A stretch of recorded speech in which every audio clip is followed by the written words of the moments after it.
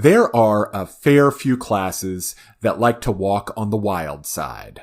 Druid being the most iconic, but maybe you're just not into the touchy-feely tree hugger stuff. Maybe being a literal bear is too much work. Or maybe you just really like modern conveniences like metal weapons and armor. Well, let me introduce you to the Hunter. This hybrid class of Ranger and Druid packs a ton of magical abilities and fighting skill into two deadly skirmish fighters, capable of being lethal combatants up close or at range. As a Hunter, your alignment must have a neutral component, either neutral good, lawful neutral, chaotic neutral, neutral evil, or, of course, true neutral. You have a D8 hit die, and the mid-range base attack bonus, which puts you in the same league as classes like Rogue and Cleric. Now, let's look at the ability scores of the Hunter and see what's valuable and what isn't. One of your most important stats is Wisdom. This governs your spells and many of your abilities. Next up is either Dexterity or Strength. This physical stat will define your fighting style. When you sit down to make your Hunter, you're going to have to choose whether you want to fight up close with some sort of melee weapon or at range with a weapon like a bow. This decision will also impact your choice of feats. Next up, Constitution. Con is never a bad thing to have. A good con score will help offset your smaller hit die. And if you're planning on doing a lot of up-close and personal fighting, it's good to have more Constitution than less. On to Charisma. The only thing this really impacts are your skills, but you do get 6 skill points plus your int mod, so you have skill points to work with. Finally, Intelligence is your dump stat. The only thing it gives you are skill points. You get plenty of them, so just try not to have a negative and don't worry about your int too much. Now that we've discussed the important ability scores, let's talk about your choice of races. One of my personal favorite races for Hunter are Skinwalkers, particularly the Bear variant, which gives you a +2 to Constitution and Wisdom and a -2 to Charisma, and the Wolf variant, which gives you a +2 to Constitution and Wisdom and a -2 to Intelligence. However, you would also do well with some of the variant Tieflings, particularly Devil and Quillipoth, both of which give you bonuses to Wisdom. If you are feeling daring, you could try a Dampier, particularly the Nosferatu variant. If you are interested in an aquatic hunter, I would recommend Undine. They get a +2 Dexterity and a +2 Wisdom with a -2 to Strength. So definitely focus on range. Finally, a great choice for an up-close and personal hunter is Oread, with their +2 Strength and Wisdom and their -2 to Charisma. As a hunter, you are proficient with all simple and martial weapons, as well as light armor, medium armor, and shields, except for tower shields. So your fighting style, in terms of weapons and armor, is completely open to you and how you want to build your character. Hunter spellcasting has a few interesting quirks. Your casting stat is Wisdom. Hunter spells are drawn from the Druid and Ranger spell lists. If the same spell is on both lists, the Hunter gets the lower level version of the spell. However, unlike Druid and Ranger, Hunters are spontaneous casters with spells known like a Sorcerer. Finally, every time you gain a new spell level, you get Summon Nature's Ally of that level. As an example, when you have level 1 spells, you'll have Summon Nature's Ally 1. Once you get level 2 spells, you'll get Summon Nature's Ally 2. Now, let's talk about the class features you'll gain as you level. The class feature that really defines the Hunter is your animal companion. You can choose from any animal companion available to the Druid. Your effective Druid level is equal to your Hunter level. This impacts things like your animal companion's base attack bonus, hit dice, skills, feats, and more. As important as this class feature is, there are some benefits for not having your animal companion. As an example, if your animal companion is dead or you release it from your service, your Summon Nature's Ally ability lasts for 1 minute per level instead of 1 round per level. Another thing to be aware of is the fact that your animal companion can learn tricks from the Skirmisher Ranger list of tricks. Not all of these tricks are going to be beneficial to you, so here's a list of tricks that I think are the most useful for your animal companion. Aiding attack. After a successful hit, an ally gets a +2 bonus on their next attack on that same enemy. This is a free action. Next, distracting attack. On a successful hit, enemy takes a -2 on their attack rolls for 1 round. This is a free action. Next, hobbling attack. On a successful hit, you can reduce an enemy's land speed by half for 1d4 rounds. This is a free action that is part of an attack. Quick healing. Your animal companion can administer aid to a dying ally or administer a potion. This is a swift action or a move action, respectively, depending on which of the actions you want to take. Rattling strike. On a successful hit, target is shaken for 1d4 rounds. This is a free action. Second chance strike. On a missed attack roll, you can roll again at a -5 penalty. This is an immediate action. Skill surge. Roll twice on a skill check and take the higher. This is a free action. Tangling attack. On a successful hit, enemy is entangled for 1 round. This is a free action. Uncanny senses. As an immediate action, get a +10 bonus to perception for 1 round.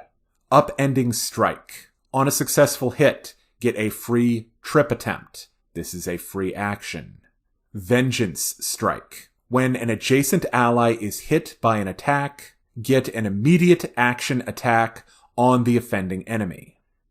Your animal companion can use Skirmisher Ranger tricks a number of times per day equal to half its hit dice plus its wisdom modifier. Another very powerful Hunter class feature gained at level 1 is Animal Focus. This gives you the benefits of an animal aspect. The animal aspects that you can choose from are Bat. This gives you dark vision that will, as you level, increase to become blind sense. Bear. This gives you a scaling enhancement to your Constitution score that will increase as you level. Bull. This gives you a scaling enhancement to your Strength score that increases as you level. Falcon. This gives you a scaling competency bonus to Perception that increases as you level. Frog. This gives you a scaling competency bonus to Swim and Acrobatics checks made to jump, and it increases as you level. Monkey. You get a scaling competency bonus on climb checks that increases as you level. Mouse. This gives you the Rogue Evasion class feature that will later improve to Improved Evasion. Owl. You get a scaling competency bonus to your stealth checks that increases as you level. Snake. This gives you a scaling bonus to attacks of opportunity and AC against attacks of opportunity that increases as you level. Stag. This gives you a scaling bonus to your land speed that increases as you level. Tiger. This gives you a scaling enhancement bonus to your dexterity score that increases as you level. Finally, Wolf.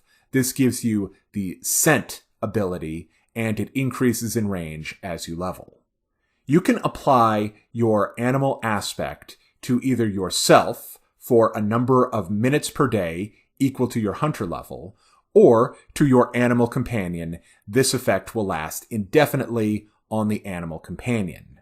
However, if your animal companion is dead or has been excused from your service, you can apply its indefinite bonus to yourself. And this does not count against the number of minutes per day that you can use the bonus you would normally apply to yourself. The next level 1 hunter class feature is nature training. Your hunter level counts as both druid and ranger levels for animal companion feats, traits, and other options. As an example, a halfling hunter could take the druid favored class bonus of plus 1/4 luck bonus on saving throws for their animal companion. The final level 1 hunter class feature is wild empathy. This functions as the ranger and druid versions and allows you to improve the attitude of a wild animal with a diplomacy check. Level 2, precise companion. This gives you a bonus feat, either precise shot or outflank. If you choose outflank, your companion gains the feat as well. This will definitely play into your choice of fighting style, either ranged or melee. Also at level 2, you gain track. You add half your level to survival checks to follow tracks. At level 3, you gain hunter tactics. This means your animal companion automatically gains the benefits of your teamwork feats. Also at level 3, you gain said teamwork feats. At 3rd level and every 3 levels thereafter, you gain a teamwork feat as a bonus feat. Also, as a standard action, you can learn a new bonus teamwork feat that replaces your previous teamwork feat that you gained at your most recent teamwork feat level. You can do this a number of times per day, equal to your wisdom modifier. Essentially what this means is you and your animal companion are well set up to perform whatever tactics and teamwork maneuvers you think are good for the situation. Teamwork feats is a huge category that Pathfinder gives you a lot of options for, so I definitely recommend you take a look at them.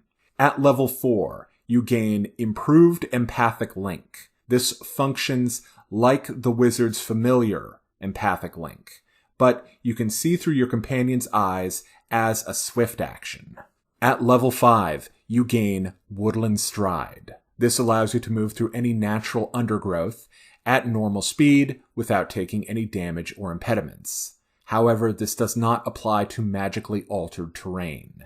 At 7th level, you gain bonus trick. Your companion learns a bonus trick in addition to the tricks it learns from your effective druid level. Your companion can learn 2 more bonus tricks, one at 13th and one at 19th level.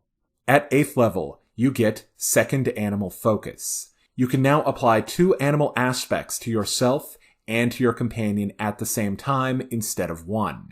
However, if your companion is dead or dismissed, you can only apply 1 aspect to yourself for an indefinite period of time. Also, the animal aspects you apply to yourself don't consume any extra time. If you apply 2 aspects for 1 minute, it only uses 1 minute worth of time. Also at 8th level, you will get Swift Tracker. You can move at your normal speed when following tracks, and if you are moving at double speed, you only take a -10 penalty instead of a -20.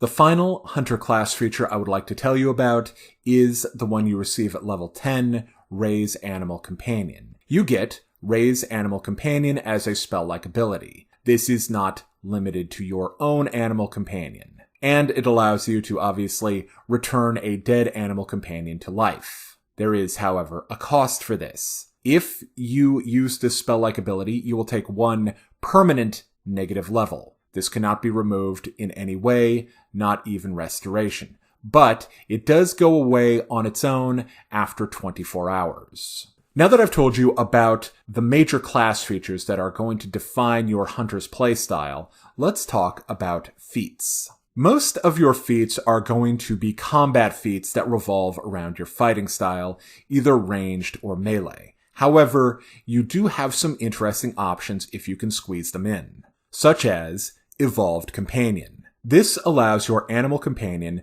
to get a 1-point Eidolon evolution from the summoner. Unlike the Evolved Familiar feat, your animal companion can make use of some of the more exciting 1-point evolutions. The most basic and the most useful ones are improved damage and improved natural armor. However, if you're daring, you could try some of the more bizarre ones, like Pincers, Stinger, or tentacle. Another useful feat to consider is extended animal focus. This allows you to add your wisdom modifier to the number of minutes you can use your animal focus class feature. You should also consider Spirit's Gift. This feat allows you to apply a shaman's spirit animal bonus to your animal companion, such as Battle. This gives your companion +2 natural armor.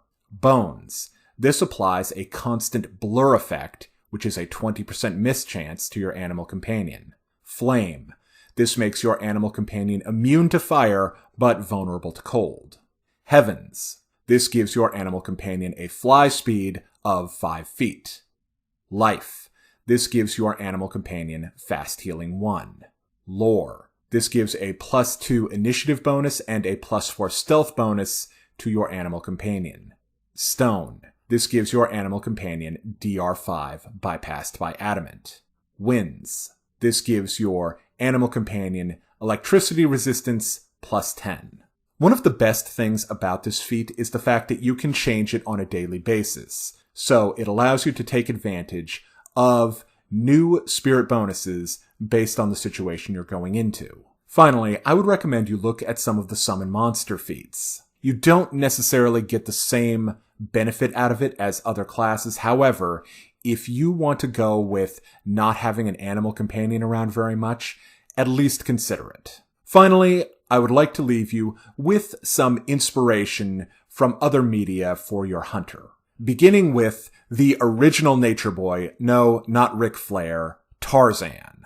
He has a lot of very hunter-like traits. He lives in the jungle, he's incredibly strong and fast, and he's got some kind of power or empathy with animals. Next up, there's Dar from the Beast Hunter movie and the TV show. This was an awesome 80s sword and sorcery movie, and Dar fits really conceptually well with the hunter idea. Again, kind of like Tarzan, he's got this ability to have a deeper relationship with animals. He's one with nature. He runs around, gets in fights with all kinds of fantasy bad guys that you tend to encounter in games of Pathfinder or D&D. Finally, there's Marshall Bravestar, star of one of the less successful offshoots of the Masters of the Universe franchise. He's like a space cowboy, but he has these cool animal aspect powers, kind of like the hunter.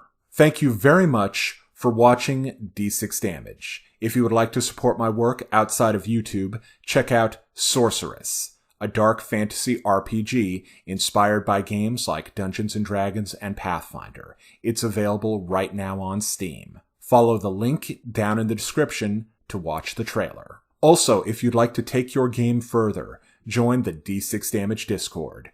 We have all kinds of exciting discussions about different aspects of 1st edition Pathfinder, 2nd edition Pathfinder, and Dungeons & Dragons. Finally, if you'd like to see more of my content, new videos are uploaded early to BitChute and later to YouTube.